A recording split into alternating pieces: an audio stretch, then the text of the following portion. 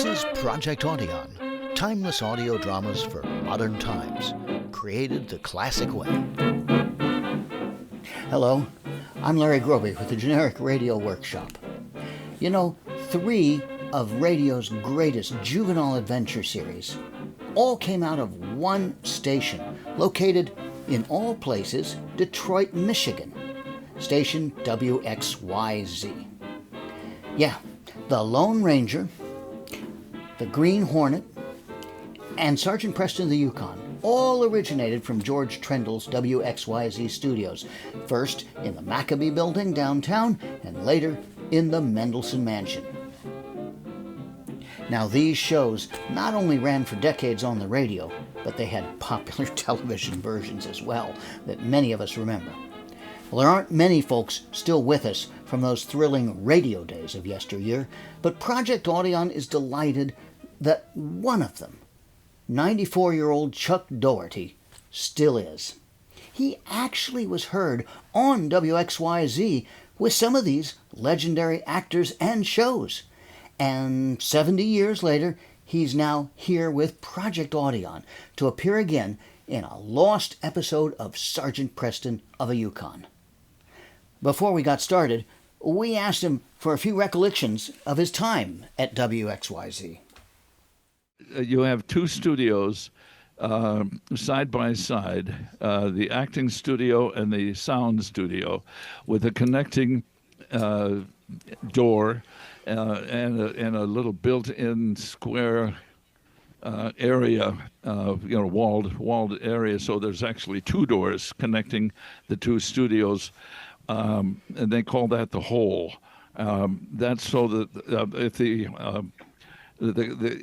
actors, there was only one mic hanging down from the ceiling, in the middle of the ceiling in the in the acting studio, and there were quite a few mics hanging down in the sound studio. But if there was a fight scene, Tony Caminita was the sound guy that usually went into the acting studio, and he had a leather thong on his hands and used to use that to hit himself, hit his hands with, to sound like hitting somebody in the fight scenes. And then he'd go back into the other side if he's needed for, the horse's hoofs, and they're running up and down stairs. And we had, the rehearsals, plus you did a first show, which was a full half hour that they recorded with no commercial breaks per se.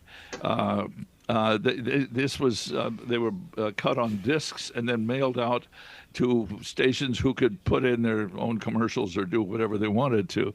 And so in the second show, we had different that went live to ABC, to the network, was 5 minutes shorter because there was a newscast at 5 minutes before the hour. And so from 7 to 7:30, we did the recorded show, and then paused for an hour and a half, a minute and a half. And then we would do the live show to the network, which is 5 minutes less. And they had different colored pages that you pulled out of your script that made the difference in the time. But it didn't make any difference to the story. And so that's how you handle that. That's really interesting. I didn't know any of that. One of the actors, a young fella, he was, I think, I was young too at the time. I think he was, maybe 4 or 5 years older than I at the time, Ernie Winstanley. And in this one particular scene, they hear the wolves howling in the mountains around him, or off in the distance. And they're getting closer and closer and closer, and they're getting a little worried. And this is at nighttime, and they have a fire going, and so, and as the wolves are approaching, and he says, you can see the glows of their eyes, and their teeth, and they're encircled by 10 or 12 of these wolves, and Ernie had the line, Winstanley had the line, That wolf, I mean, yeah, those teeth, those eyes, that's my wife. And he meant to say wolf. Terrific memories, terrific stories. It is truly special to be able to work with somebody who was part of that golden age of radio. Now, Chuck, still living in Detroit, plays our chief villain, while Sergeant Preston is voiced by New York actor Vincent Caruso. The rest of our cast actually spans half the country and is working from the original lost script of May 25th, 1955, written by Franz Stryker. You ready, boys and girls? Okay, join us as we venture up north for Sergeant Preston of a Yukon. On, you huskies!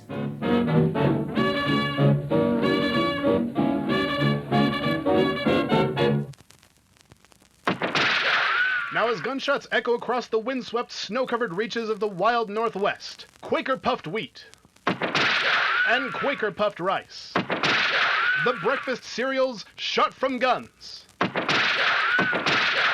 present Sergeant Preston of the Yukon.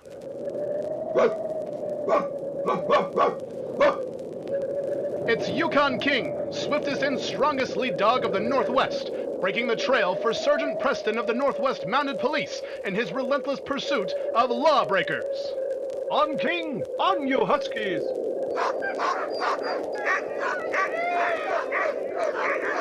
Gold discovered in the Yukon, a stampede to the Klondike and the wild race for riches. Back to the days of the gold rush with Quaker puffed wheat and Quaker puffed rice, bringing you the adventure of Sergeant Preston and his wonder dog Yukon King as they meet the challenge of the Yukon.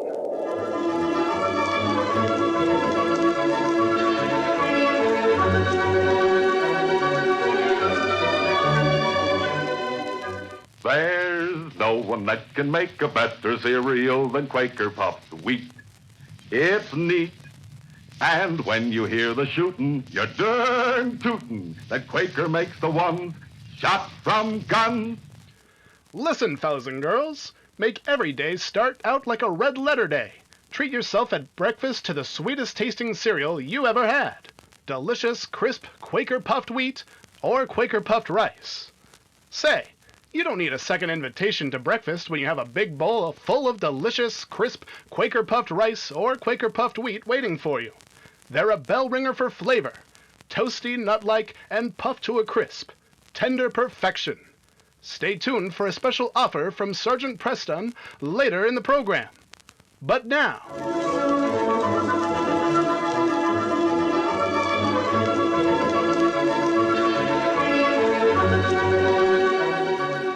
the inspector of the Northwest Mounted Police, seated at his desk in Dawson headquarters, was reading a letter when he heard a rap on the door.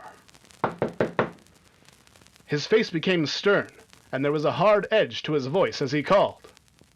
Come in. I was told you wanted to see me, sir. Indeed I do, Preston. Please close the door. Preston, you know there were times when it's necessary for me to reprimand an officer. Yes, sir. It is always an unpleasant duty. It is the one part of my job that I dislike. I'm aware of that, sir, but... Aware of it. Preston, you recently captured 4 outlaws at a cabin hideout near White River. Yeah, the White River Gang, yes, sir. You brought them in with evidence that convicted them of several robberies and murders. I believe your report stated that you were alone when you captured these killers? No, sir. No? No, I'm sure my report detailed the important part Yukon King played in the capture. Oh, yes, you did mention your dog. I have a letter here from the superintendent. The superintendent? Yes. He said he read your report, also my report of your work on the case, and he followed the trial of the criminals. Inspector, if I violated any rules or regulations, No, you didn't violate any rules or regulations, Preston. Then why am I to be reprimanded? You? Reprimanded? Isn't that what's coming, sir? A moment ago you said you disliked having to reprimand an officer, so I assumed that... Oh, yes, I did say that. I meant to add that the unpleasant part of my job is sometimes offset by the enjoyable duty of passing on a word of commendation. Sir, I'm not... Relax, Preston. I've been having a bit of fun with you. Had you worried, eh? Well, yes, sir. When you said you'd received a letter from the superintendent, I assumed... And so I have. He wrote, just as I told you, that he studied the records and reports of the White River Gang. Then he says, for his work on this mission, Sergeant Preston deserves the highest commendation. Please convey to him my sincere appreciation and deepest gratitude for the fine manner in which he upheld the traditions of our organization in the completion of a dangerous and difficult mission. Signed, Tavish, Superintendent, Northwest Mounted Police. Oh, but... Congratulations, Preston! Thank you, sir, but... Well, I can't agree that the mission was accomplished. Not accomplished? Nonsense! Your work means the end of the White River Gang. Not quite, sir. We didn't get the leader of that gang. Red Markheim? Yes. The prisoners were questioned at length and finally admitted that Markheim planned and directed their operations. But he stayed in hiding and sent instructions through intermediaries. Even though Markheim is still at large, he's through as a gang leader. Nevertheless, I'll not consider the case of the White River Gang closed until we find him and the intermediaries. Are you sure the captured men didn't know where Markheim is hiding? Oh, I'm sure of it, sir. You'll have a hard time finding him. I know it, but I'll keep searching. Several weeks later, in a cabin located near the isolated town of Pelican in the mountainous eastern part of the Yukon, an elderly-looking man with white hair and a white beard read about the official hanging of the 4 members of the White River Gang. The man was known as Grandpa Roberts, but this was an assumed name, and he was not as old as he appeared. His right name was Markheim. His artificially whitened hair and beard had previously been red, but these facts were known only to the 2 hard-faced men who sat with him in the cabin. Well, boys, as far as the White River Gang is concerned, we're through. Now what are we gonna do? How's about starting up a new gang, Markheim? No, not right away. I mean, maybe in a year or so, you know. And don't call me Markheim. All right, Grandpa. You mean to say we're gonna sit around and twiddle our thumbs for a whole year? No. We'll continue to work the gold claim. That old claim, that don't pay enough to buy tobacco. Nevertheless, we must keep up the pretense, otherwise that we're working it. And in the meantime, I've got to make plans for revenge. Revenge? Yes. See this newspaper headline? Yep. 4 men die on the gallows. Yeah, we read that. No, those 4 men, they were my best pals, and I'll not rest until the man responsible for their deaths pays with his own life. You don't mean... Sergeant Preston. The Mountie? Yes. Killing a Mountie is big trouble. Well, now, don't tell me it's dangerous to kill a Mountie. I've heard that before. I don't know anybody ever got away with it.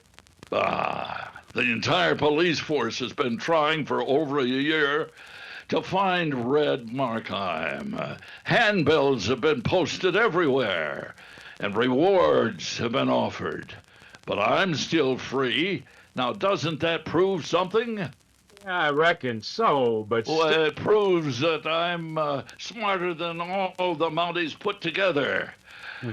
I've planned some of the biggest robberies in the Yukon. And now, I'm going to plan the death of Sergeant Preston. Oh, Oh, boy. Here, look in this newspaper. See at the bottom of the page it says that there's a standing reward of $1,000 for my capture, dead or alive. Huh? Yeah, it says that on all the handbills, too. Well, I'm going to make a pikers out of all of the law, Steve. Huh? I'm offering $10,000 for Sergeant Preston, dead. 10,000. Oh, That's a mighty big number. that's important money. I'd sure like to collect that. You will collect. In the meantime, I'll make plans and you two will carry them out. Meanwhile, you'll spend time each day at for the sake of God, I don't know what's wrong with you will collect. I'll make the plans and you two will carry them out. Now, in the meantime, you'll spend time each day for the sake of appearances working the claim. That sounds all right to me. There's not too much risk. But gosh, boss, if Preston's murdered, there's gonna be a mighty big hullabaloo. And a manhunt such as this Yukon has never seen. Well, you're both right. And for that reason, I don't want Preston's death to look like murder. It must appear to be an accident. You got a plan in mind? Yeah, I do. But I still have a few details to work out. I'll tell you all about it in a few days, so you'll be ready when Preston visits the town of Pelican on his spring patrol. That'll be within the next 2 or 3 weeks. Yeah, right. 2 or 3 weeks. That's all the life Sergeant Preston has left. 2 or 3 weeks. One morning, a few weeks later, the three outlaws saddled their horses and rode into the nearby town of Pelican, while Markheim purchased supplies from the general store. Jake and Steve waited in the cafe. The man who served them was inclined to be friendly. He said, How's everything at your place? Same as usual. You still working the property with Grandpa Roberts? Sure.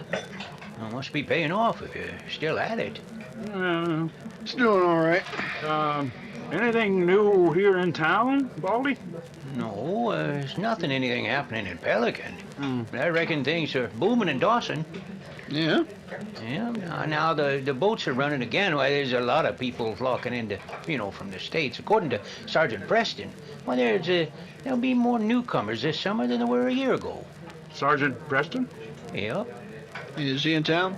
Well, he was. He arrived this morning. It's his spring patrol. He stopped in here about an hour ago. Where's he now? And he's making a little side trip to visit a friend who lives a few miles north of town. Said he'd be back early this afternoon. Maybe he won't even bother to come back. He might just go on with his patrol without returning here. Oh, no, he's got to come back to get his horse. He left it at the blacksmith's to have his shoe tightened. Oh. Did you want to see him, Steve? Oh, no, not especially. I just like to say hello, that's all. If we're still in town when he comes back. Grandpa Roberts just came in. Hi there, Grandpa. Howdy, Baldy. Well, Grandpa, did you finish your shopping? Yes, yeah. Well, let's sit down at a table and have some grub. But wait a minute. I thought. No, Jake and I are hungry, Grandpa. Let's sit at the table right at the front window. Yeah, that suits me. Baldy, you tell the waiter to bring us the regular meal. Sure. Come on, Grandpa. You boys got a reason for deciding to eat? Yeah, a real good reason. You sit down and we'll tell you. Well, start talking. Sergeant Preston was in town this morning, and he'll be back this afternoon. Let me see. This is the day I think we've been waiting for. Where is he now? Gone north to visit a friend, but he left his horse with the blacksmith. He'll be back to get it. Now, let me be sure of this. You say Preston's horse is at the blacksmith shop? Yeah, and it had a shoe that needed tightening. And Preston's left town until this afternoon. That's right. Right? Boys, that simplifies things. So when you going to tell us your plan for getting rid of Preston? Right now. Now, as I told you before, his death has got to look like an accident. Yeah, of course, naturally. Yeah, it'll look like he was killed by a landslide. Where? The old abandoned shack at the foot of Rock Mountain. That's a mighty desolate place, boss. And a dangerous place. The landslide would crush that cabin and kill anyone who just happened to be inside. And there was a landslide there a couple years back, and just about this time of the year. Yeah, that one just missed a cabin. That's right, that's right. And after that narrow escape, the old prospector who lived there cleared out. Huh? And no one's used it since then. Yeah, right. Now you boys get Preston to the cabin, and then start a landslide in the right place, savvy? Yeah, I got you. And when his body is found, there'll be no way for anyone to know whether he was killed by the landslide or by being hit on the head with a rock before the landslide. That plan sounds all right to me. All but for one thing. Oh, what's that, Jake? How are we going to get to Preston to the cabin? Well, that's the one thing that sort of bothered me too, but now it's going to be easy. Yeah? Yeah, steal his horse and then take it to the old cabin. And when Preston gets back into town, he'll go looking for it with that dog of his. And he'll have no trouble trailing it to the cabin where you two will be waiting in ambush. You don't even need to tell us the rest. We'll have no trouble starting that landslide. All we gotta do is start a few big boulders rolling from the top of the mountain. And I'll be waiting for you at my place. You be sure to you've got the cash on hand to pay us. All right. Oh, here comes the waiter with our grub. Now eat fast, and then go get Preston's horse. Soon after finishing the noon meal, the three men mounted their horses. They rode out of town together and continued for a short distance. Then Markheim went on toward his cabin, while Jake and Steve circled back through a woods and drew rein in the shelter of trees some distance behind the blacksmith's shop. Hold it. Looking across the open area beyond the woods, Steve said, Look, there's a big stallion there behind the shop. Yeah, that's Rex. Preston's horse. Yeah. Hey, you were right, Jake. You said it'd probably be tied there. Well, Smithy always ties his horses through there after he's through working on them. What time is it? 1:45. That means we're still in luck. The blacksmith always locks up shop and goes home to eat between 12 and 1. We should be able to get away with that horse without even being seen. Let's go get it. Yep.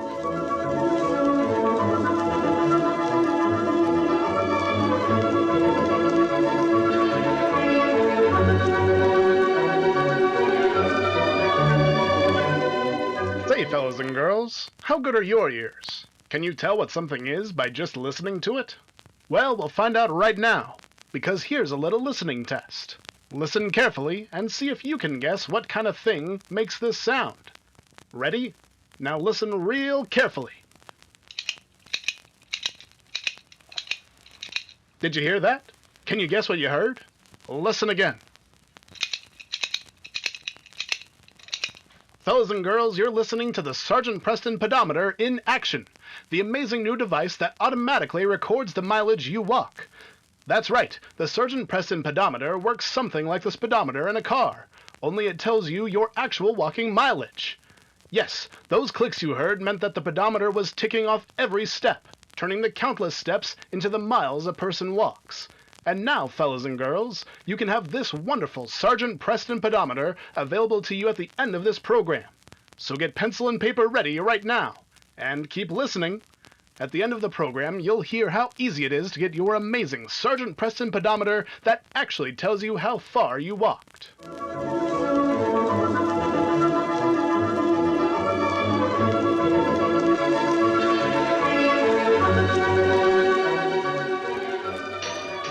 It was about 1 hour later when Sergeant Preston, with his great dog Yukon King at his side, entered the blacksmith's shop. Hi, Sergeant. You and King are back sooner than I expected.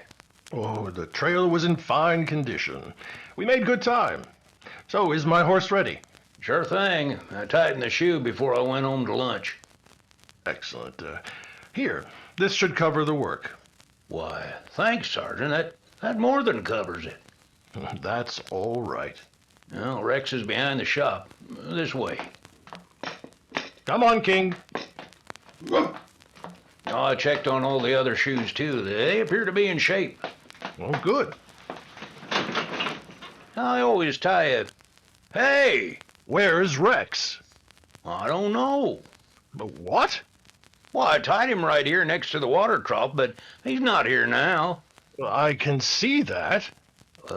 Would he untie the rope? No. You can see his tracks right here, Sergeant. I see them. Also, the boot marks of 2 men. Well, maybe mine and possibly... You wear shoes. These men wore high-heeled riding boots. Well, sure enough.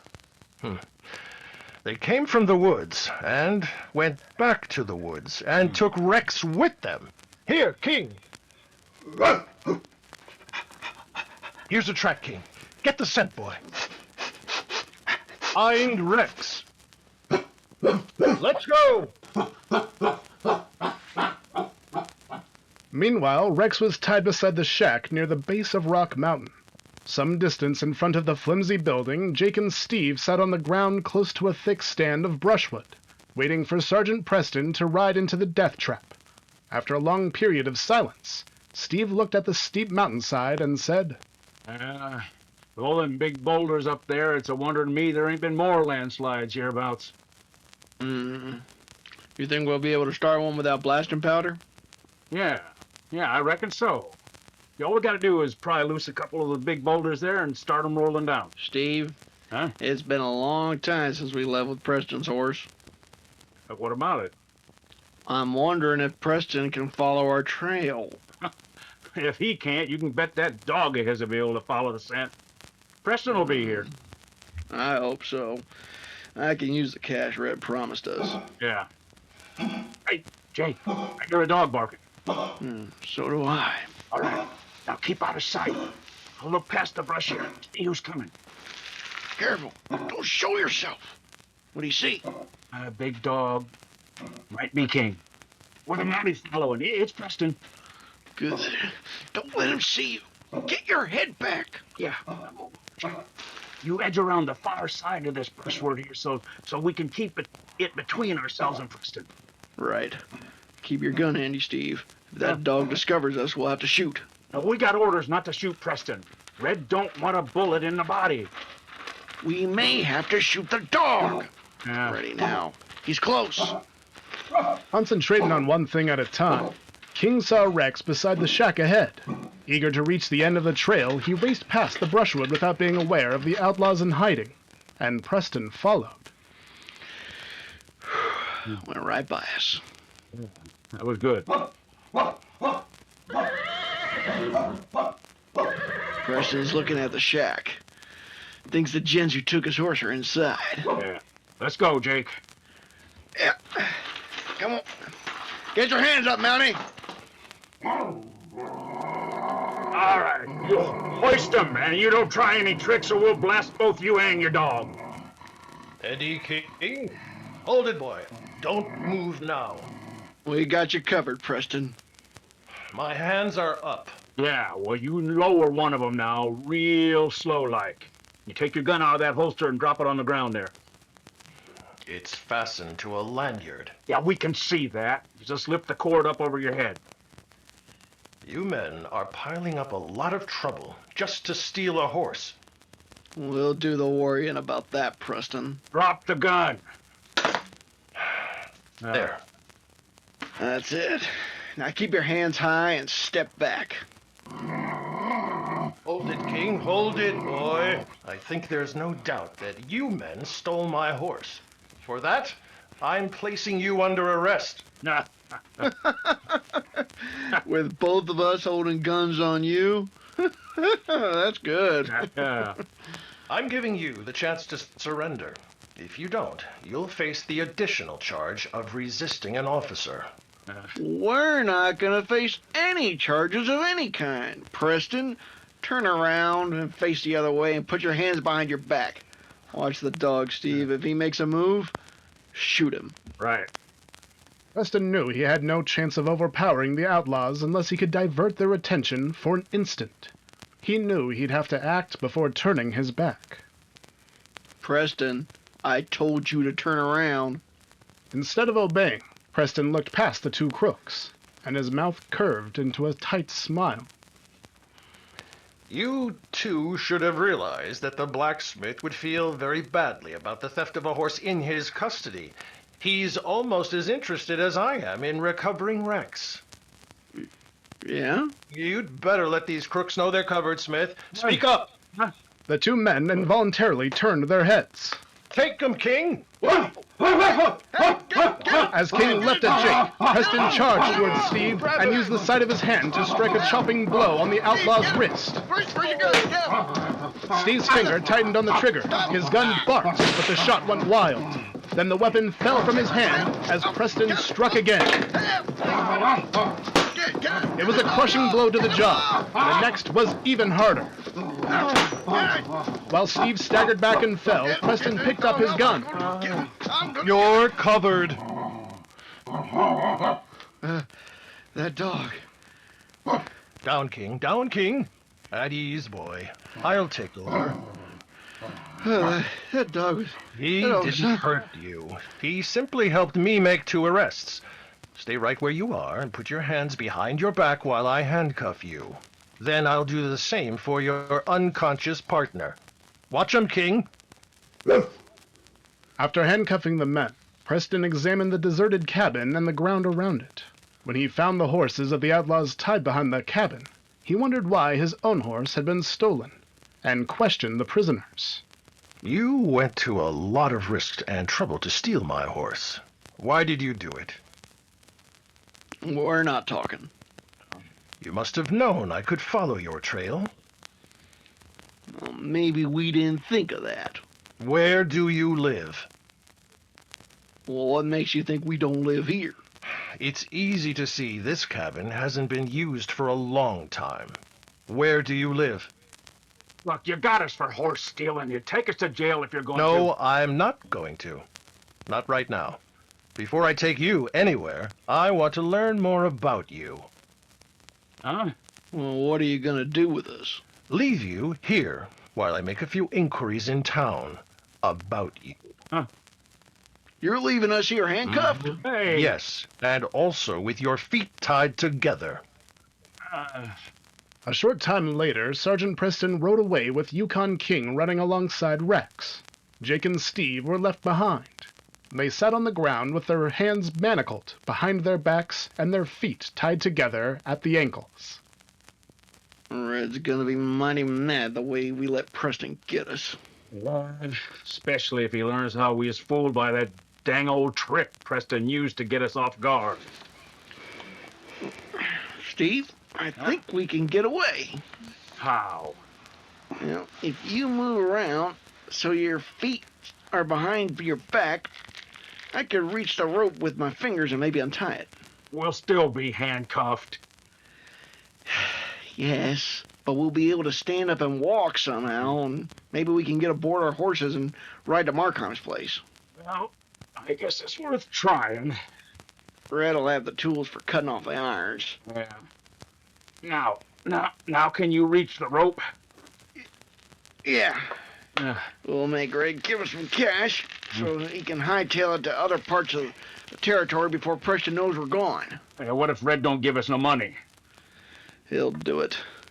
When I tell him we'll squeal if we're taken to jail. Steve, I'm going to be able to get this knot untied. Okay. It's easier than I thought it'd be. Not suspecting that Preston had purposely left the ropes so they could be easily untied, Jake and Steve were delighted when they were free. Though still handcuffed, they were able to mount their horses by standing on rocks. Ooh, steady. All right. All set, Steve? All set. We did it, Jake. Now let's get back to Markheim. Yeah. It was after dark when Red Markheim heard two horses outside his cabin. Opening the door, he saw his henchmen dismounting awkwardly due to the handcuffs behind their backs. What in tarnation happened to you? Everything went wrong, Red. Preston and his cuss dog got the upper hand. Then you didn't get Preston? Oh. No. Of all the bungling. I'll get these handcuffs off us and then we'll talk. Oh, all right. I'll find some tools and see what I can do.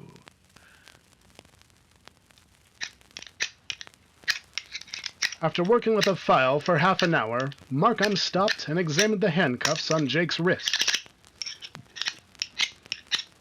That's the hardest steel I've ever seen. How are you coming? Well, listen, I've hardly made any headway at all. Well, keep at it. We gotta get free before Preston finds we got away and trails us here. He might do that. Now, you just get to work with that file, Red. It's your neck as well as ours, Red. Yeah. If we're taken to jail for horse stealing, we'll talk. You'll talk? What'll you say? We'll say plenty.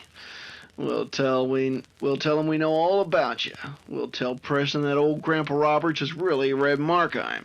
And for proof, he can watch your hair change color as it grows back out. Yeah, and we can tell him look behind the stones of that fireplace there for stolen jewelry and cash, huh? Now, you'd better get us free and give us some cash to clear out. Yeah. No, boys, no. Now, I have other plans. What? What do you mean? Well, you threatened to squeal. Now, even though you do make a getaway, I'm going to have to worry about you as long as you're alive. I'll have to dispose of you. What do you mean? I mean, shoot you. Well, put down the gun. You wouldn't do that to us, Red. You couldn't get away with it. I'll get on with it. Yeah, if Preston comes here, he's gonna get you too, you know. I'll shoot him too, and then I'll take his keys, and then I'll remove your handcuffs, and then charge you with the murder. Listen, no, Red, no. You'll both be dead. You'll both be dead, and so you can't argue about it. What? What? Hey! Drop the gun! Preston, Preston, I'll get... Come in, King. He's disarmed. My arm. My arm is broken. You shouldn't have tried to shoot me. You're wanted, Markheim. The charges range from larceny to murder. What'd you call me? Markheim. And before you try to deny it, let me say that I've been outside the open window listening to the conversation for quite a while. Yeah, you... How'd you get here so soon? I followed you too. You said you was going to town. I didn't. You fools. No wonder you were able to untie those ropes. That's just what Preston wanted you to do. He knew he'd find out where you were living, and then, of course, he could follow... Shut up, Markheim. You and your smart plans. Yeah. My plans were good. Yeah. The trouble with being on your side of the law, Markheim, is that the first time a plan goes wrong, it means your downfall. Now, turn around. Now, put your hands behind your back. I've one more pair of handcuffs. Watch those two, King, while I handcuff Markheim. Yes, King. We've caught the leader of the White River Gang. Now, we'll accept the superintendent's citation. This case is closed.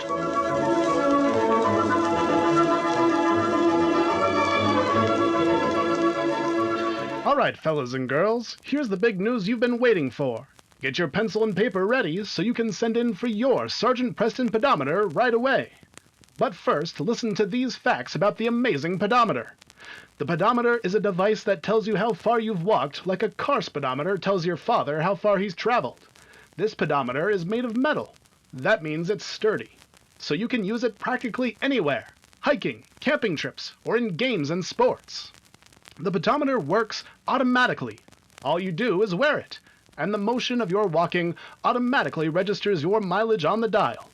Say, wouldn't it be fun to know if boys walked further than girls? Or which one of the gang is the champion walker? You'll use it not only to find out the mileage you walked, but how much you save on shortcuts. Of course, since it's metal, you'll be able to wear it during games and see how far you go in football or basketball games. You've probably thought of a lot of things you'd like to do with one already. So, how about it? Let's get that pencil and paper ready, because I'm going to tell you how to send for your Sergeant Preston pedometer right now. Ready? Jot down this address. Pedometer, Box L, Chicago 77, Illinois. Send 1 Quaker puffed wheat or rice box top along with 50 cents in cash and your name and address. That's right, you get this amazing Sergeant Preston pedometer for only 50 cents and 1 Quaker puffed wheat or rice box top. Mail to pedometer, Box L, Chicago 77, Illinois. But hurry! The Sergeant Preston pedometer is not available in stores, and our supply is limited. Send today. First come, first served.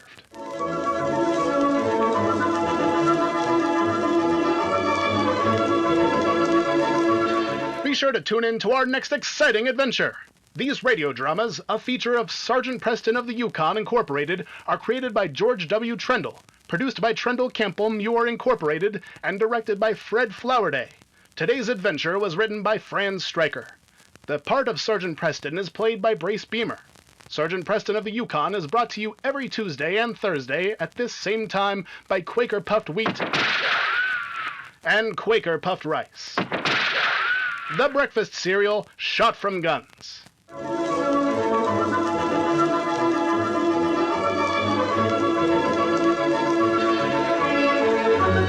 This is Fred Foy wishing you goodbye, good luck, and good health from Quaker Puffed Wheat and Quaker Puffed Rice. So long. This is Mutual, the radio network for all America.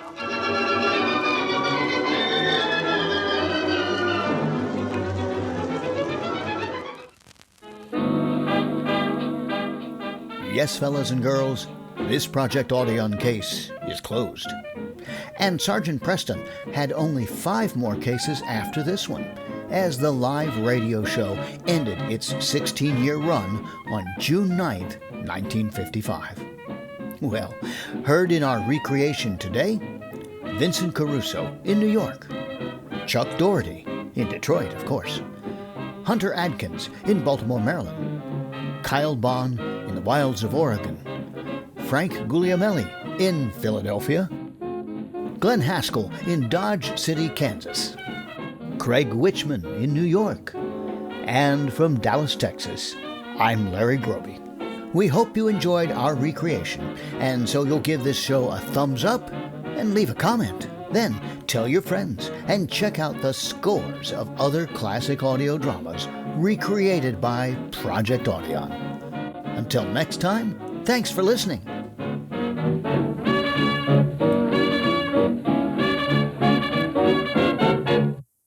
When you said you'd received a letter from the superintendent, And so I had.